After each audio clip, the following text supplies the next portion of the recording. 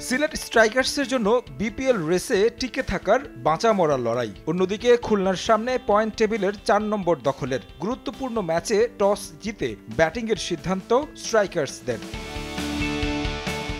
শুরুটা একেবারে বাজে চায়ের দেশের দলটির। কোনো রান না করেই ফেরেন ফর্মে থাকা ওপেনার রনি তালুকদার। এরপর অবশ্য দারুণ একটা জুটি গড়েন জর্জ মানসি ও জাকির হাসান। দুই ব্যাটার মিলে স্কোরবোর্ডে যোগ করেন ৭৪ রান। প্রায় ২০০ স্ট্রাইক রেটে ব্যাট করে 50 তুলে নেন স্কটিশ ব্যাটার। যদিও ইনিংসটা লম্বা করতে পারেননি। ৩২ বলে মানসি ফিরেন ৫৮ রানে।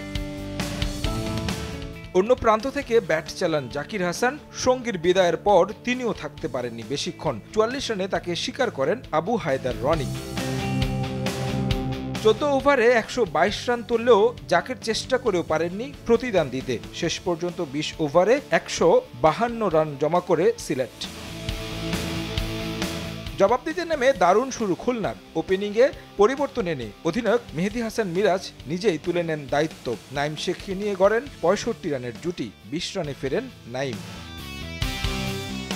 তবে মেহেদী হাসান মিরাজ ব্যাট চালান এক প্রান্ত থেকে। 50 তুলে নেন খুলনা অধিনায়ক। তবে ৭০ রানে নিহাদুলকে উইকেট দিয়ে ফেরেন ডানহাতি ব্যাটার।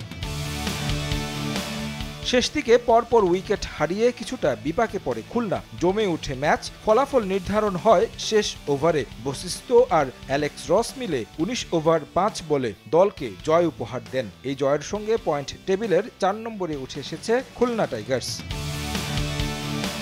খুলনা জয় দিয়ে শেষ হয়েছে বিপিএল এর চট্টগ্রাম পর্ব। পয়েন্ট টেবিলের শীর্ষস্থান ধরে রেখেছে রংপুর রাইডার্স। বরিশালের অবস্থান দ্বিতীয় স্থানে। চট্টগ্রাম আছে ৩ নম্বরে। তারেক হাসান শিমুল, সময় সংবাদ।